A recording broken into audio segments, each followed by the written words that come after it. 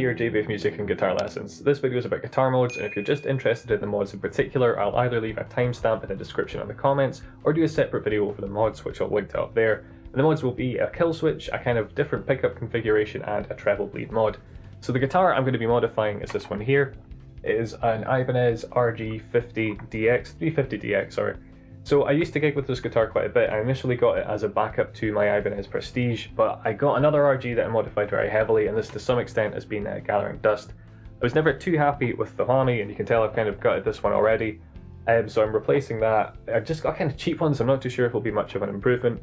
And the other thing I'm going to do is change the pickups. So I think these were Infinity pickups. I don't remember them being like particularly bad or particularly good. I think they were just sort of okay.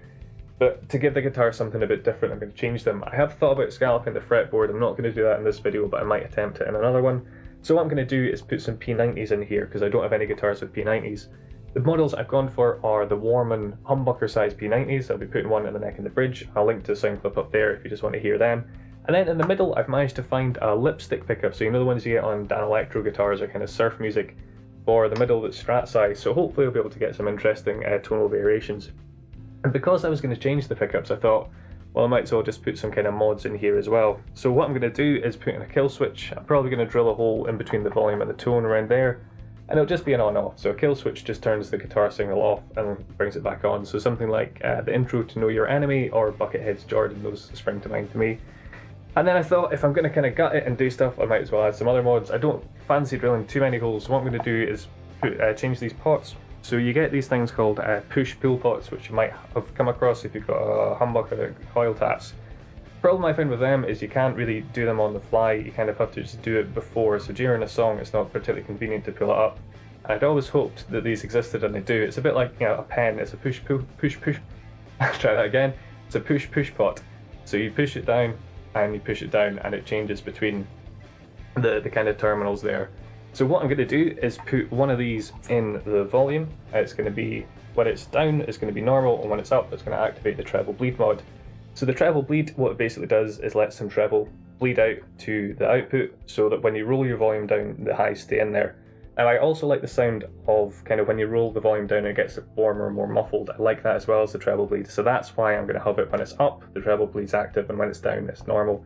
And the treble bleed itself is really simple. It's just putting a capacitor and a resistor kind of in the way of the volume. I did used to have a whole set of capacitors and resistors, which I've since completely misplaced. So I bought a little kit online for like £1 or something like that. It was quite cheap. The other thing I've gone for here is I'm using linear pots rather than logarithmic, which might be a terrible, terrible decision, but I've never used them before, so I thought it'd be worth trying out. So it'll affect the way the volume will roll in on and off will be a bit different. And then the tone, I'm going to put push-pull in here as well. And I know originally what I was going to do is just have the middle pickup kind of come out the circuit so I could have the two humbuckers together. But I found a wiring diagram that would let me do that, but then let me have all of them on at the same time as well. And I thought, well, that's an extra sound, so I might as well go for that. So the way I've gone about doing this, it's been a long time since I've done any electrical mods, so the information I've gathered is more or less kind of dissipated. But the way I did it before was just the same here. I started off looking on Seymour Duncan's website, they're pretty good, and I think there's one called Guitar Electronics or Guitar Electrics. And they've got a whole selection of loads of different weird and wonderful mods you can do. So from those I've kind of gone into like Paint and just put together a kind of a basic circuit that I think will work, combining these different modifications. I do need to test it out to make sure, so if it all goes wrong I'll have to do a massive edit here and change that, I think. Future Jack here. So this has turned into perhaps a more how not to mod a guitar video than anything else, mainly due to a few things that could have easily been avoided had I just done a little bit more preparation. But we'll come to those in due course. Anyway, back to Past Jack. The way I'm leaving it is just, I'll pop it up on the screen there, the way I'm leaving it is just kind of like pictures, so it's much easier to visually understand what's going on. If you're more into this, you'd be much better off using a proper circuit, but it's a long time since I've done this, as I say, so I prefer to keep things as simple for myself as I can. So yeah, let's just get to it. So I've penciled a mark roughly halfway between these, and I'm just going to take my drill and put a hole into the scratch plate. So there it is. Dust it off a wee bit. The other thing is that the screw holes are a bit dirty or rusty, so I'll make sure to give them a clean before I reassemble the whole guitar. So here I need to disconnect the 5-way switch, a great example of how not to solder, not very safe, but was done for the benefit of the camera, again not recommended. This has been sped up because let's face it, it's not the most thrilling of footage to say the least. There are some other things I need to solder off to disconnect the old electronics. So here I've got the live going to the center lug of the volume, the output, I'm taking that off, and also the earth from the output and the earth to the bridge, they're on the back of the volume, those will come off as well. And there we go. So I've just taken the old capacitor from my tone pot and I'm soldering onto the new push pot, which will be acting as my tone, getting it in place and then soldering it on. For the Treble Bleed mod, I've shortened the legs on this resistor and capacitor, wound them together in parallel. You can do this in series as well, I think, but this is what I've gone for. The legs from the resistor through terminals B and E, this will hold them in place and make soldering a bit easier.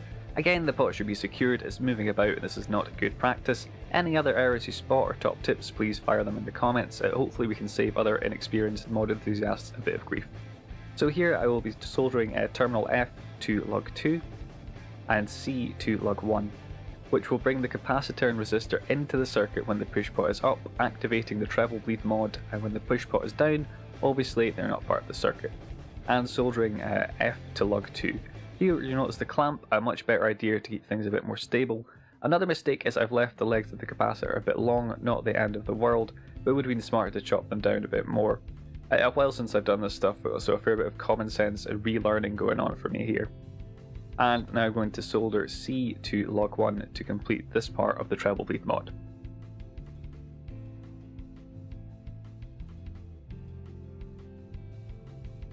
I've got 3 wires that need to go to the volume. I've got one of these wires that's got 2 in it and another one down there. I'm going to solder them together, attach them to lug 1 of the volume. So here they are soldered together. And into lug 1 they will go.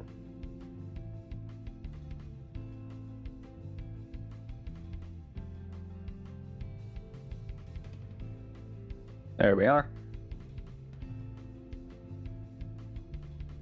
And as I say, into lug 1 of the volume.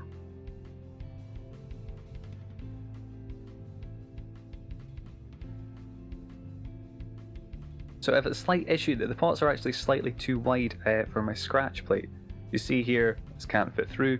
So easy solution, I just took a curved file and winded it a little bit so this one works. As you can see, that's all fine.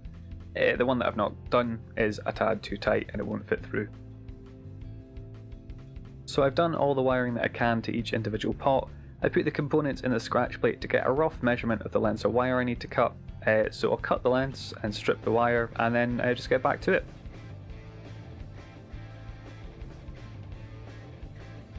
A double oopsie here, I've not framed the correct pot in this clip, the tone pot, so you can't even see what's going on. Secondly, the schematics I was working from were for a Fender style selector switch and foolishly I didn't double check how this translates to an Ibanez one. See the diagram for a bit more clarity. As a result, it has made a meal of not only this mod, but also putting in the pickups. So the kill switch mod, I've just soldered terminals A to D and C to F, like in that diagram. And I need to connect 2 wires, C to the earth and B to the volume. And we'll just solder those on just now.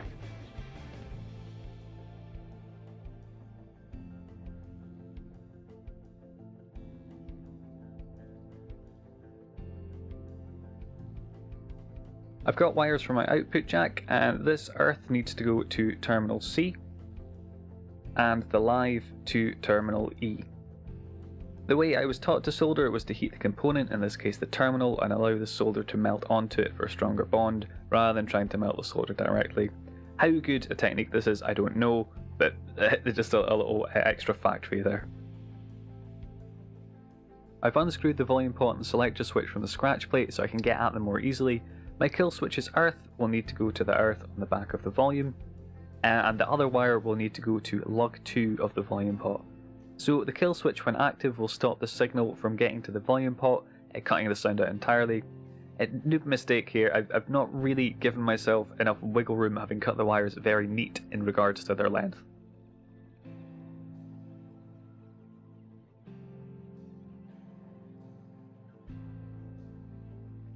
I'm putting the ground from the bridge onto the back of the volume pot.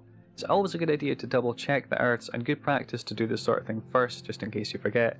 Other noob fails, I hadn't S-sized the pickups properly or measured them, so I needed to file the scratch plate holes to fit them in, and also file the wood and the actual body down to accommodate their slightly bigger size. Not a huge issue, but like Future Jack said, a little bit more planning could have easily inverted this or allowed me to assemble the guitar in a more streamlined manner. Also, the wiring diagram I was working from, I had neglected to put the kill switch in, so I had to go back and redo that as well. So I put it all together only to find out that I'd messed up the wiring. Remember that selector switch bit from earlier? Yeah. So I'll unsolder all of these and then go at it systematically with my revised schematic. Actually, the bridge pickup is correct, so that can be left, but the rest of them, they all must go. So here what happens is the bridge goes to the common, this one here. And I think the way this mod, the pickup switching mod, works is that the second half of the selector is activated by this connection. However, it leads to my tone push pot, which is a dead end for the circuit when down. When the switch is up and active, the bridge pickup gets sent to the volume and is therefore on when the neck pickup is selected, giving the neck and bridge pickups at the same time. Similarly, when the neck and middle are selected and the push pot is on, because the neck is still active, the bridge pickup is also being sent to the volume, meaning that all the pickups will be on at the same time.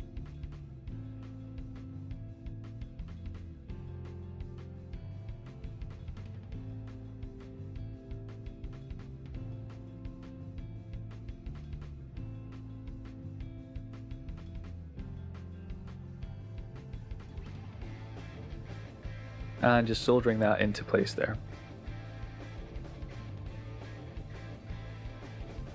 So here the middle pickup is getting soldered into this middle pickup terminal. The pickups are already earthed to the back of the volume pot from before, so I've got no need to redo that. As you can see, cutting the wires a bit short like this has made things a tad trickier. Again, I don't really know what I'm doing. I'd highly recommend learning more before doing one of these sort of projects yourself.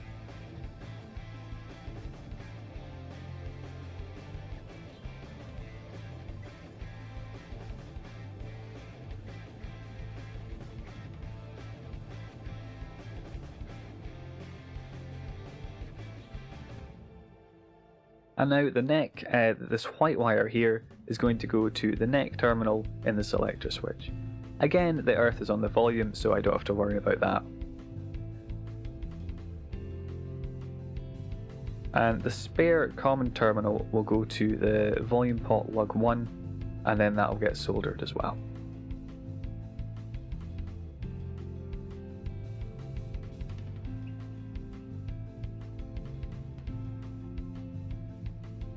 I put a couple of screws in to hold the scratch plate in place. Like I said, I needed to route the wood around the pickups to get these to fit in.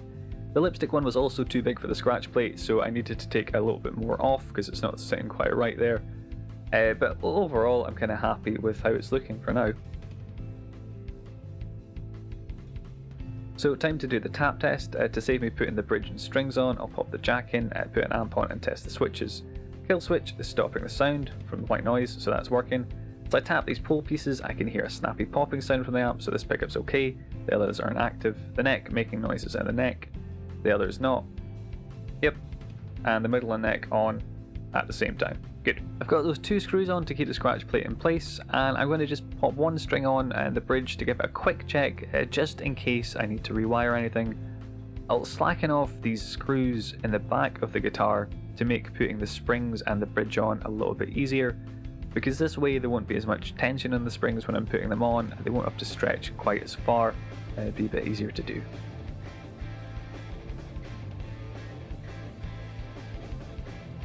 Oh, there we go. Pulling the spring onto the bridge. Alright, that should hold it for now, and putting a string on.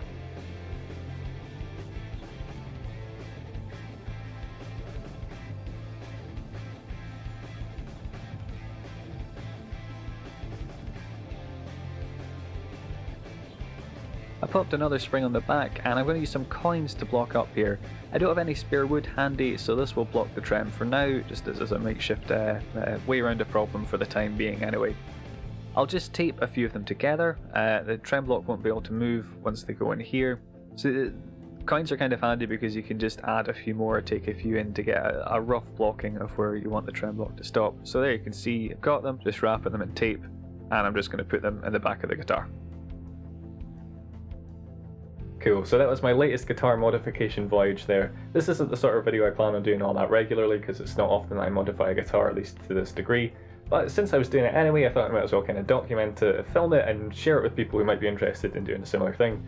If you've enjoyed this kind of voyage, you might want to check out my gear and beer. But yeah, all the usual stuff. If you can leave a comment, share, hit subscribe, and enable notifications with that little bit on the side, if you feel so inclined. Cheers, guys.